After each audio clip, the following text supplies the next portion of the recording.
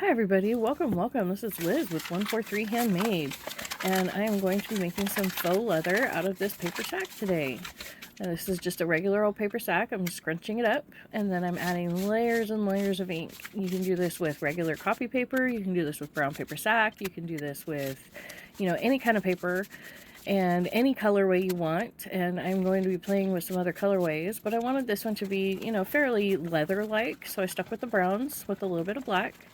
And now I'm just massaging the hair conditioner in. Any kind of hair conditioner, hand lotion, anything like that that is meant to moisturize you should work to moisturize paper. I would try a small experiment first.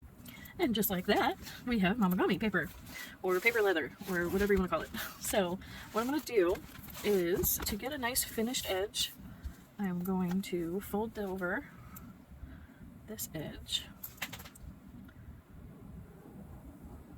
and glue it down towards the back. Now, again, this is the back. You will not see this, so, it doesn't look as nice, and that's totally fine. And see, now I have this nice, clean, perfect edge to place over here wherever I decide to put it. And let's see. I think I'm going to use a little bit of brown ribbon. So do I want to put the edge under this side, or do I want to go ahead and let it be on top? So I changed my mind about the ribbon or lace, but I'm deciding to go with lace. So what I'm going to do is lay it down like so, roughly hold it in place as I fold it, to go around, and I'm going to trim an extra motif over. That way it will be a little bit too long, definitely not too short. And then what I'm actually going to do, let's see, how do I want to do it?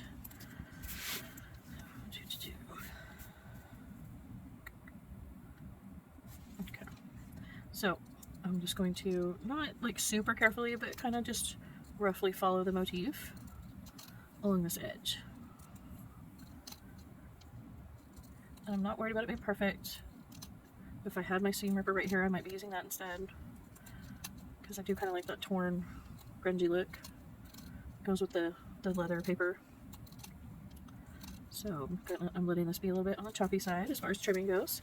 And this piece I will totally use still. I may even use it in this journal. But for right here, this is one of the things I love about Fabrifix, because I can just right here along this edge glue down, just put this bead of glue, knock it down with my finger, and then lay this lace on top, and it will hold so nice, but not show through and be all super weird either, which is super cool. Okay, now corners can be done in a bunch of different ways. Let me see how I want to do this one. I'm just going to kind of fold it like so. There we go, like that. So you might be able to hear my daughter snickering at her puppy behind me, because the back door is just right outside my door.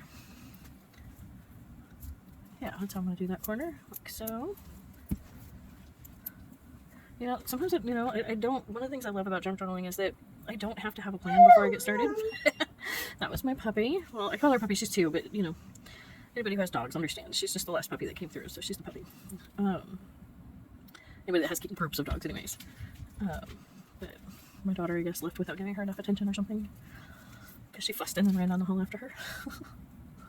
So, there we go. Yeah, I like that, because see, what that does is it kind of breaks up that paper edge and whatnot without, you expecting to see this nice finish to something. So, again, I'm just going to copy what I did before.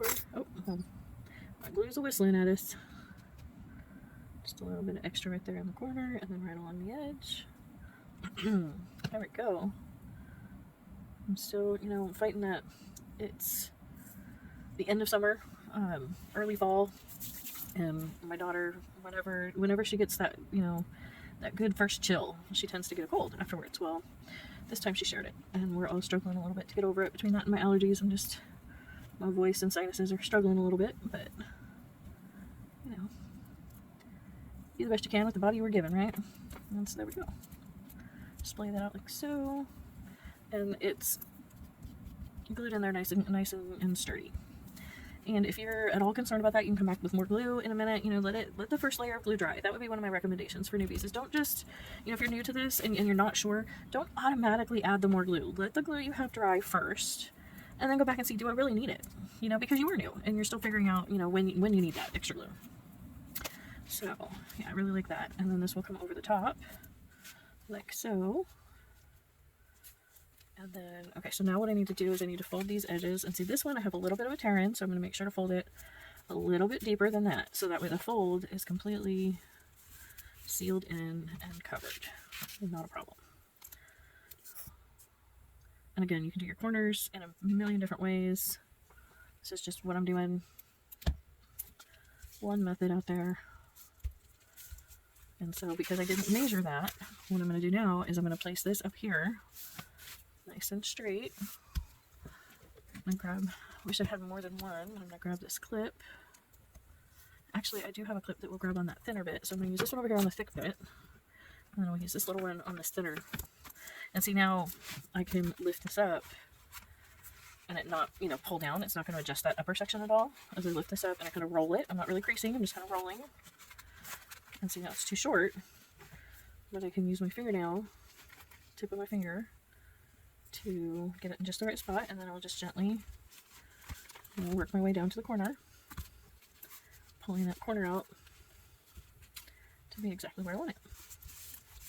And see, this way it doesn't matter if it's not exactly perfectly square, because you folded it to your book, you know,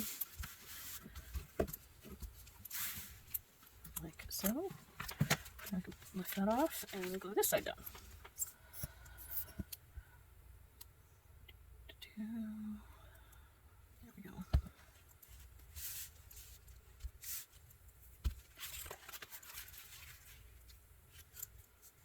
Okay. Now I'm going to go ahead and grip it in again. Although I'm going to do it that direction this time.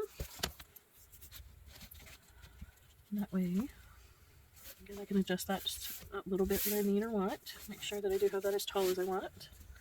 And that will be fine. Now, along this front edge, you can kind of use the edge of the book cover to start your crease, you know, and then just pinch it right there. See how that worked so nicely? There we go. And now I will glue that in and then glue it down. And that covers, you know, this whole inside. Now, this one, it wasn't particularly bad, but I don't know, I wanted to cover, I wanted to cover it up, and I also wanted to cover up the middle, reinforce this middle here, this spine. And, you know, this may just be one little layer of craft paper, grocery stack craft paper, but I'm not done yet. And so, let's see. Thought about just adding this little bit in as well, trimming it to be just the right width, because that would really reinforce it. The paper would reinforce it in a lot of ways, but this will reinforce where the holes are, and that will prevent it from tearing through. So yeah, I think I'm going to go ahead and do that. And I'm just using the book itself to guide the scissors. I'm careful not to get caught under that paper there, like that. And I'm even going to trim it shorter, so that way this isn't even going to be seen. This isn't even going to be a visual element. Now, I like the way burlap looks. I do, but not everybody does. And but you can still use it as a reinforcement, even if you don't like the color of it. You know, you don't like the way it looks, whatever. And just adding this much glue, too, is going to help this spine be stronger than it was before. So I'm really covering that really, really well. Maybe even using, you know, an extreme amount of glue as far as some people are concerned, but that's okay. You know, there we go. And lots of glue just came through on my hands. I'm going to rub that off. If this was going to be visible, I would not have used that much glue, because that's going to make that burlap kind of stiff and not comfortable to the touch, you know. And this one folded really nicely because it left me with this nice front edge that I can tell very easily, quickly and easily which edge it is, because it was oversized. And so what I'm going to do now is just right here along this front edge, get a good bead of glue. And this, again, I'm going to make sure that I have a good, generous glue amount for this piece. Now, some pieces you can, you know, be a little skimpy on. Like if you're just making a cluster or something, a little dab of glue will do it, and that's fine. But this is really part of the construction of this book now. It is going to help with the reinforcements of that spine And so I really want to make sure that it is adhered nicely. Making sure that my glue is not going to do the eruption thing that it does sometimes, because I might as well get that glue in here if it's going to do that. But nope, we're not doing that this time. Okay. So here we go. Just going to very carefully lay this down. And see, because those edges were folded in, you end up with this very nice finished inside cover. And so you can't even see that burlap, but it is there, and it will definitely help reinforce. That's fine. Even though I did not bring it up over the edges of this cover, because this piece goes over and is adhered, it's all going to work together, and it will create a very strong binding. So, there we go. And that is how my cover looks now. So, thank you so much for joining me. I can't tell you all how much I appreciate you, and, you know, you taking your time to hang out with me. And we will be back again soon to insert the pages, but I need to let this dry now.